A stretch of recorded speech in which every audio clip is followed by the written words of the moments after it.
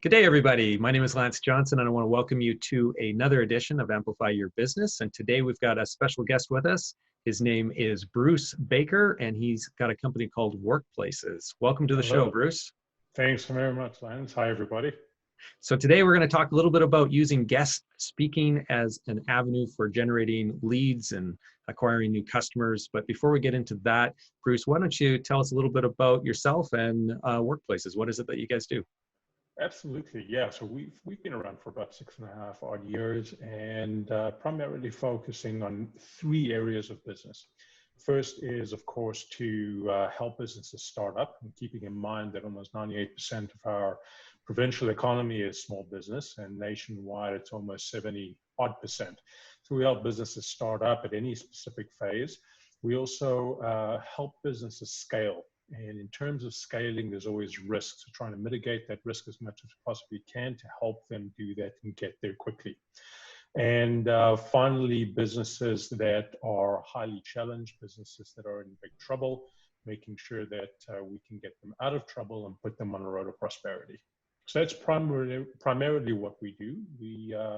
We focus on all aspects of business. We don't necessarily see business as individual units. We see them as what we call as a spiderweb principle, where there are several components of the business that are interrelated, and dealing with one has a net effect on other parts of the business. So that's ultimately what we do in a nutshell. Excellent. Well, I think we're going to have a really good crossover then with our audience for this show as well, because Awesome. I mean, it's really a show about businesses and helping businesses generate a means to generate customers or learn how to Yeah. market their business a little bit better. And so that's one piece that I cover off, but obviously the services that you offer dovetail really nicely into a lot of the things that our customers or our viewers here today might be interested in learning about. So that's fantastic. And we'll Awesome. give everybody some ways or means to reach out to you after this episode is done. So that'll be great. So stay tuned for Bruce's contact information at the end of the program. So I'm just curious from a COVID standpoint. I mean, obviously a lot of the customers that you've got, a lot of the clients have been impacted. How about you and your business? How have you guys been impacted by the COVID crisis here? Yeah, no, absolutely. But like many businesses, I mean, we've been impacted negatively. There's actually a silver lining in the cloud. On the one hand, of course, it's a negative impact. We rely on the small to mid-sized business community to do well and to flourish. So as soon as we have an unexpected event like COVID, of course, they suffer, and as a result, it's a trickle-down effect. On the other hand, there's been a little bit of a blessing in disguise, a silver lining in the cloud, whatever you want to call it, where we've had the opportunity to still partner with them through this period of time. And not through the traditional business contract terms, et cetera, but still being their partner, still working them through it, and most importantly, getting them ready to a point of where things start to get back to relative normality, making sure that they have the integrity to get back on track and move forward. So certainly negative on the one hand, but we've also made a great positive out of the environment on the other hand. Yeah. Yeah. And so you guys are really positioned well in terms of the need, right? You guys can satisfy this need that is amplified because of this crisis. The challenge there obviously is a lot of people are pulling back on the purse strings, and we see the same thing with Amplimedia, with the marketing support that we give clients as well. One of the first things that they'll do is they'll cut some of those expenses, and marketing is sometimes looked at as an expense as opposed to an investment. And so one of the things that we've been trying to communicate with a lot of our clients and some of the people that are reaching out to us asking for advice is that now is not the time to be taking their foot off the pedal. It's maybe a time to really push it to the floor when it comes to marketing, so they can rebound out of this in a really strong position and maybe gain some market share. And the same thing goes with what you guys are providing. If you could be in there helping some of these businesses that have got some challenges already, now's the time to work on them so that they can rebound out of this and be really strongly positioned to take advantage of that pent-up demand that's going to be on the other side of this. Absolutely, and Yeah. it's interesting because it's not, you know, we typically as humans do, we typically want to stick to what we were doing yesterday. Yeah. And this presents an opportunity in many respects to do things differently for tomorrow. Having quite a few discussions with businesses that just can't deliver the product and or service they traditionally delivered. And there's quite a bit of discussion going around, well, how can I do this differently? What are the needs of my market today versus the needs of my market yesterday? Are they going to be the same? Are they going to be different? And if different, am I prepared for that? Yeah. Yeah, it's really interesting times, and I think those who see this as an opportunity to either pivot or to Mm, improve upon some of the things, some of the weaknesses, some of the things that they know that they need to work on, they are going to be positioned well. And so we're definitely really optimistic about what business is going to be like on the other side of this. And so wow, we're definitely yeah, supporting the small businesses the best that we can to do that, and it sounds like you are as well. So, and that's part of the show. So let's yeah. just get into one of the lead generation sources that you have.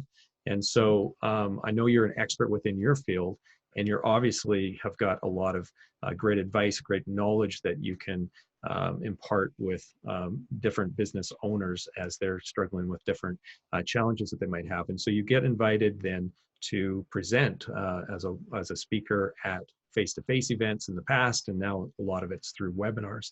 And so I'm just curious about what it is that you do right now from a webinar tactic that is going to help drive your business forward in terms of attracting new leads. What mechanisms do you put in place there to do that? If you wouldn't mind sharing that with the group, and Not then at all. we can talk a little bit about maybe some other things or alternatives you can do to improve upon that. Absolutely, yeah. So the, you know, when this started, the first question or concern I had was, man, you know, and you and I discussed this a couple of weeks ago, is that I haven't really done a lot of this in terms of, you know, virtual sessions.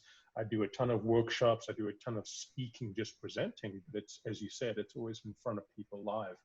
And the advantage that you've got when you do it in front of people live is that you can interact, you can challenge the audience, you can really get some great interaction. So the question for me and the problem to solve was, how do I use technology to, not exactly, because there's hardly anything that can really replace live interaction between people that's tangible. But how do I use technology to be able to do the same thing? So long story short, I've managed to get quite a few, or at least secure a few tools that have helped me not just present, i.e. download information to people, but using polls, for instance, using electronic whiteboards, giving the audience an opportunity to participate in actually taking the proverbial e-pen and stylus and actually writing on the whiteboard and Yeah. interacting. For example, Zoom has its rooms, right, that you can divide people up into workshops and to work groups, which has been quite successful over the last couple of weeks for sure. Yeah, yeah. The rooms are something that's been a new feature that I've been exposed to. I don't know how long they've had it in it, but Yeah. with an organization I'm involved with, Edmonton Business Association, they do these virtual mixers in which you've got 70 people, 100 people on a call, and then you just Mm. split them into all these multiple little rooms that everybody can network and stuff within. And so that works great for facilitating Yeah. these group sessions that you're doing, where you want to break that companies, that corporate team into multiple breakout Mm. groups that they can do some brainstorming on. So it's a great tool. Yeah. Yeah. Yeah. Absolutely. So in terms of marketing or using the webinar as a platform for marketing yourself, Mm. how is it that you get somebody into a drip or collect their email address so that you can then drip some information out to them and hopefully reach back out to them and close them as a customer? Absolutely. Yeah. I mean, there are a lot of marketing automation tools out there. One I use on a regular basis is MailChimp. Yep. MailChimp, together with my CRM, which I use HubSpot for, Okay. uh, pulling those things together. And folks that are out there that have never used these before and frankly, a lot of people are intimidated by so many things that need to be done in terms of marketing. Those are the tools that I typically use. If you're using Eventbrite for your virtual sessions and scheduling those, MailChimp, HubSpot, all of these link together. Yep. And they talk to each other. So you can actually schedule your email campaign and reaching out to people and giving them these tidbits, for lack of a better word, that ultimately, when people listen to a webinar or a workshop and there is always something that really intrigues their mind, Yep. they stay on that. And whether they talk to you after the session, which is like a breakout room in Zoom, or whether you send a tidbit associated with some key points through that workshop or presentation, they grab onto that tidbit because it's directly related to what provoked them to think about stuff during the session. So that's what I try to do. Yeah, excellent. So it sounds like you're doing a lot of the right things. So I just wanted to maybe go back one step, and that is talk a little bit about what you should be doing when you are getting invited to participate in a webinar. So as a presenter, of course. And so when you have been invited to a webinar, I think it's really important to try to leverage that as an opportunity to basically demonstrate your knowledge, demonstrate your experience, demonstrate that you are an expert within your field. And so every time that you get invited by some organization or some business to provide a webinar, showcasing that invitation is actually a really good thing to be doing in social. And so that's where I think a lot of people kind of miss an opportunity there.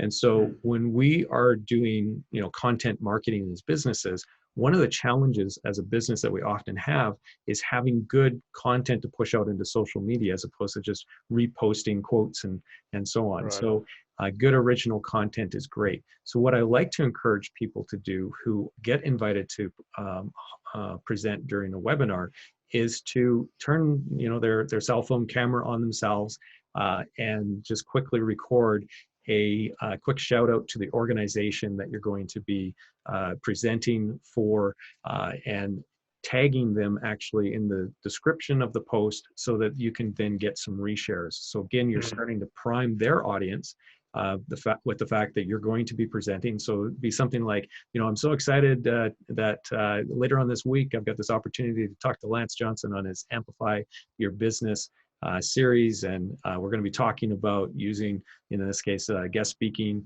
to acquire customers. And so, really excited to be talking to him. And then you just mention me, mention Ample Media. And then the likelihood of us sharing that is extremely high. So not only does your audience, your current audience, get an impression that you are a resource that is being sought out, you also get the opportunity of now getting in front of Lance's audience and Ample Media's audience, who are going to reshare that and potentially, expand then that reach. And encourage people, obviously, to tune in to that webinar so that you can then be kind of using that platform then to sell your services and your expertise on it. So, absolutely. Yeah, so that's a really important thing to before you even start the webinar. And then once you're in the webinar, what you want to do is you want to have in a bunch of things set up in advance. And so you want to be thinking about what is it that is going to be compelling to give the audience who are watching the webinar as that follow-up piece. So like you said, that little nugget, that the information that you're providing maybe during the presentation, you might have some sort of takeaway that they can walk out of that webinar, so to speak, with, so that they have a resource to refer to. So that could be a checklist, where, because you've walked them through all these different steps, and so now here's a handy checklist that they can download. Or it could be, if you're an author and you have a book, maybe it's a free book or a discount on the book. Or it could be the slide deck is a common thing that people will push out, or but that's usually done from the host, not so much from the guest, right? But then there could be a white paper or a case study. It could be some discount that you're offering. So if you're a product-based company, maybe it's a free shipping coupon or a 20% off the first purchase, or in your case, maybe it's a free consultation. It could be a number of different things, and these are called lead magnets, right? So these are the free thing that is going to attract people to basically download. And what you want to do is have that over on a landing page all set up that's optimized to really compel them to download that.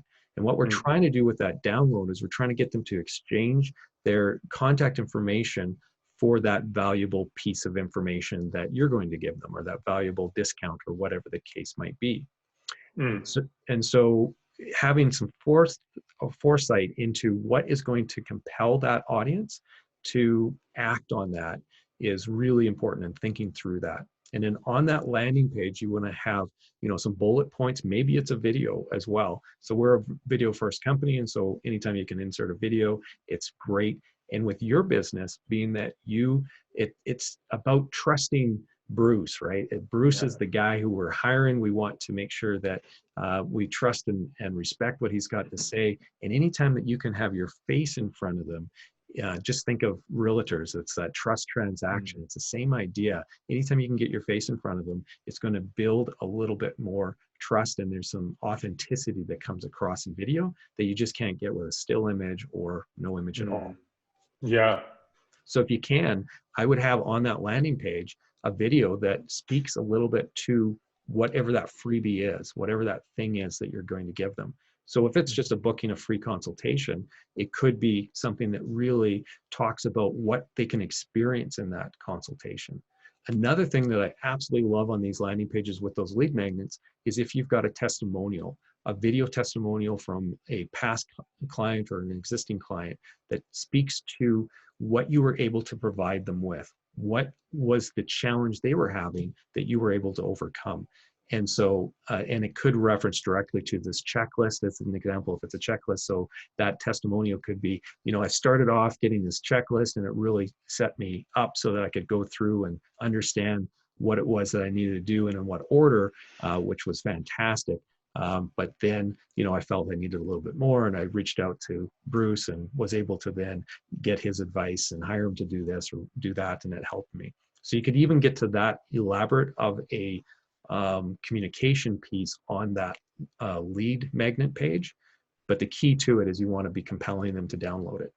And then once they've downloaded it, what you want to do is have it automatically then go into a drip sequence, a drip email sequence. And so just like what you're using MailChimp for right now, it sounds like, is you can set up MailChimp and many other email marketing software tools to integrate with the forms in which they would be using to download something. So they basically are signing up for whatever it is that they want to download. And then you send them an email right away with that downloaded piece of information. And so, or the offer coupon or whatever it's going to be, or the case study and so on. And so you've got now an email into their inbox in which they're opening. And then you want to have a follow-up sequence after that to give them more reasons to think or to understand why you're an expert, or how you're an expert, and how you're going to help them overcome their challenges. Does that make sense? Oh, it totally does. Yeah. So are you doing something similar to that right now, where you do have a lead magnet that you're driving that webinar traffic to, and then you have this automated sequence then afterwards? Or is there some parts that are missing there right now within your? Oh, there are quite a few parts that are missing. I think it's, I use, as I mentioned, I use MailChimp now, but I've also used, and the name escapes me. But anyways, there was another system, a fantastic system, but it's about what I've learned. It's about consistency. It's about maintenance. You can't just, do and forget. Yeah. You've got to keep it fresh. And as you say, lead magnet, we also, have terms and transitional call to actions, where we get people to actually experience what this is all about first, to help them make it an easier buying decision. So we still lots of opportunity out there, but that's what folks like you are all about. So. Yeah, well, no, that's fantastic. I'm glad to hear that you're already leveraging some of that and thinking through that. The big thing that I see a disconnect with oftentimes is what the topic of the presentation is and what the lead magnet is.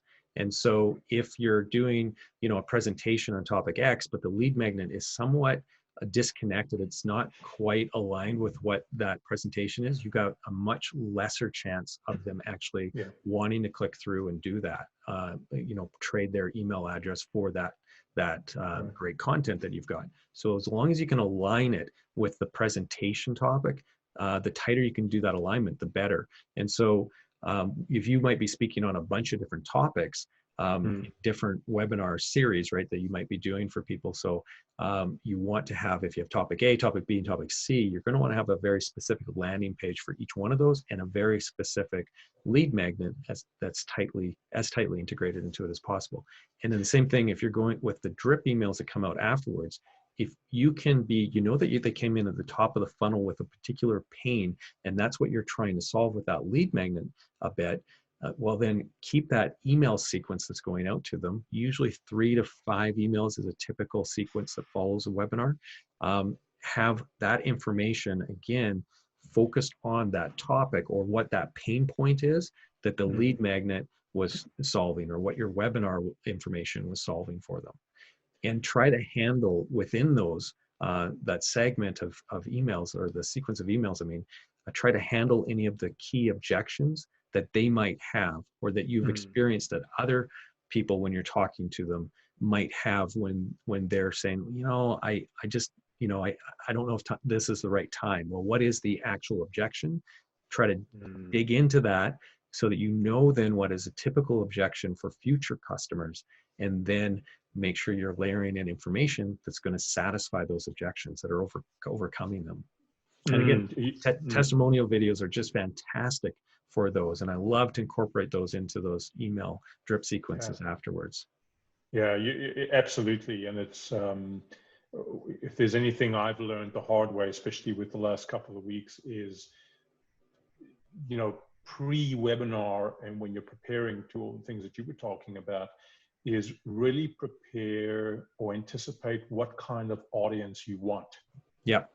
Right. And so what I did was, a mistake for me was, I pushed out a generic message hoping I would get one segment to deal with a subject. Yeah. And the response to that was, I had a great attendance, but the response to that lead magnet or transitional call to action was weak, because they were just not ready or specifically related to that particular pain point, as you put it. Yeah. So that's something I've got to do a lot more work on as well.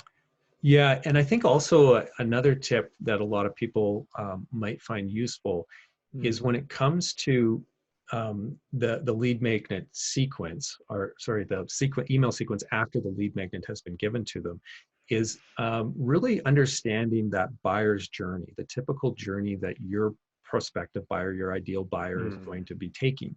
And so if you typically have a longer sales cycle, so say it's a 6-month sales cycle that's normal in your business, you don't want to be trying to go for the close right away, right? And so that sequence then that you're going to drip out to them could be a much longer sequence of emails and spaced out over a longer period of time. Or you hit them with a rapid 3 to 5 email sequence over a week to 10 days, and then what you do is you drop them into another kind of more of a follow-up sequence that is not quite as targeted in the messaging, but is still demonstrating your expertise and keeping them engaged, because you know that it's going to take a little while for them to, think through this and so on. And again, in that more general sequence, you're still going to want to be handling objections. You're still going to want to be nudging them, but you don't have to be quite as blatant with it potentially. And so that's one of the things that I often see, where a lot of people will have either the wrong audience, like what you said, I maybe wasn't specific enough, got the wrong audience in there for what I was trying to accomplish.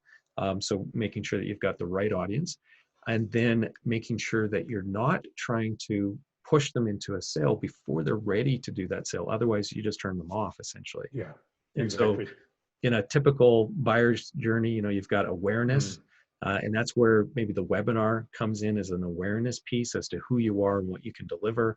And then there's consideration. And at that consideration stage, you might be, a webinar actually does fit pretty good sometimes in the consideration stage too, but you're just trying to get them to consider you as being one of the solutions to their problems. And then in the analysis stage, you're really giving them a lot more information about how you are the actual solution. And you're really reinforcing that, because you want them, while they're analyzing their different options, to really be gravitating to you. And then there's the purchase stage, right? So if you jump from just awareness down to purchase, there's a good chance you're not going to get a good conversion rate. So you want to kind of nudge them along that journey. And so as an example, what Amplimedia is doing with our episodes here with the Amplify Your Business episodes, you'll notice, and everybody who's on the call, you'll notice that if you go to our landing page to watch one of these episodes, you're going to see then a call to action within that, where we're just nudging them to take an action and to do something there. And then once they've done that, we'll have a sequence of emails that'll go out to them. And again, taking them to landing pages where, again, there's a little bit more nudging, just moving them along that buyer's journey a little bit before we get to really hard selling, I suppose you could say. Yeah, and you remind me of a discussion I had with a client that's on pause right now, still working with them. But, as you said earlier on, not investing in the marketing component and trying to get them to understand that, or remember, more importantly, that you built your marketing, your message going through this process. It took some time, because it does take hard work and some time and consistency to create what you said early on, which is that authenticity. And the way that I got the CEO of the business to think slightly differently is what you're doing, the more silent you are in terms of waiting for things to come back to normal, the more people start to forget, starts to fade away, because they've got other things to consider. So all that work that has to be put back into it again, and it's not just physical, mental effort, it's also the investment that you have to put back into it again, just to get things going again in potentially a very different market. That's not beneficial for any business. No, not at all. So staying in front of them. And so the messaging might change. So you might have had in some sort of a sequence where, normally you would be talking maybe more about conversion type things, or trying to make that sale, because you've already nudged them down that journey a little bit. But when COVID hit, the right thing to do at that point, oftentimes, depending on what you're selling, was then to kind of pause that, put them into a little bit more general. So you're just keeping, in front of them, so it doesn't seem to be, you're in bad taste, right? The timing isn't quite right for it. And then you restart it once things come out. All right. And at this point, for a lot of businesses that we're working with, we're restarting some of those campaigns that we paused, but it's not just going back into where they were at before. We have to almost go back a step and warm them up again before we then start to hit them with the more, the stronger call to actions. Right. No, absolutely. Now, one tactic too that when whether you're doing a presentation in a webinar, or you're doing a presentation on a stage in front of a bunch of people, or in a workshop live, is using tools like text. Text this particular code in to this number, like 8899. Text freebie, or Bruce's freebie, or something like that, to 88899 or something. So that kind of text to get a reward or to get something, that works really, really good when you don't have the ability to drive them to a landing page through some sort of restriction in the way that you're presenting. So as an example, some organizations will say no selling from the stage, or in the webinar's case, it's no selling from the webinar platform. But if you're giving some sort of resource, and you've got, you don't want them to have to remember your URL or something like that, what you can do is just say, hey, you got your phones out right now, just text this number, and I'll get that checklist or the case study or whatever that you just finished talking about on the slide previously in your slide deck. Just get them to text the number, and now you've got them. And the same thing, there's software that will allow you to then send a response to them, asking them for their email address. And once they give you the email address, that gets pushed over into a list on MailChimp, and then the email goes out to them automatically, and then you start them into that drip sequence. So you don't have to always be thinking in terms of, I need to get them to give me their email address right now. It could be just something really simple on the spot where you get them to act now, as opposed to like when the time is hot, when the irons are hot, as opposed to waiting later and then hitting them up at a follow-up sequence or something like that. Yeah. The dogs in the background, that's the joys of working from home these days, isn't it? Yeah, no kidding. So yeah, so I love working or using things like that. So the texting, the email, obviously, the polls that you're talking about is great, because sometimes some of the platforms that you'd be using when you're doing a webinar, you could be asking them to log into something to vote, or to provide their feedback on, or rating of something, or whatever the case might be, to participate in that webinar. So they're leaning in as opposed to sitting back and just watching. But you can, in those instances, that gives you oftentimes a means for you to, again, reach out to them, because they've shared their email address or they've shared their phone number in order to participate within those polls, or whatever the little activities are within the presentation. So exploring those is fantastic as well. Well, you mentioned the texting thing. It's something that not many people, including myself, even think about as an alternative way to communicate or get people to do things quickly. And the convenience factor, which is essentially a lot of people's pull towards some things. So just keeping an open mind of different technologies and solutions out there. That's interesting. Yeah. And there's some really inexpensive tools. So one that I would point you to would be called Slick Text. That's a tool that is pretty inexpensive, in which you can set up those text kind of drips. And there's obviously a lot of text marketing. We don't do as much of it in Canada as what they do south of the border in the US. Some of our clients down there do quite a bit of it. Up here, people seem to be a little bit more wary about sending people marketing messages in a text form. But it's something that some companies are finding some great success in Canada doing as well. And so you can, instead of just communicating and getting them over to the email, you could be just continuing on with the conversation actually through text. And there's some automation tools for that as well. And Slick Text has got some features there as well. So there's lots of other ones that you could explore too.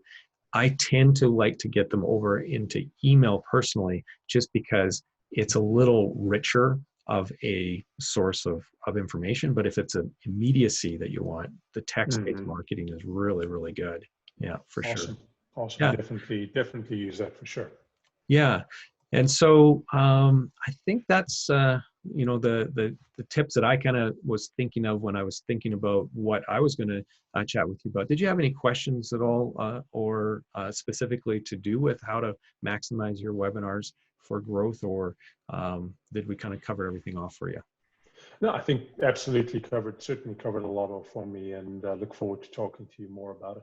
Okay, well, fantastic. And I hope everybody else who's been watching the call today, or the episode today, has also had the opportunity to learn something and can maybe implement it in their own businesses. Of course, we're always available to help you if you need any help with any of that. Bruce, how does anybody follow up with you then, if they're interested in your services as well? Because like we said, our audience is kind of the same audience as what you might be using too. Absolutely. So by all means, the website, www.4workplaces.com.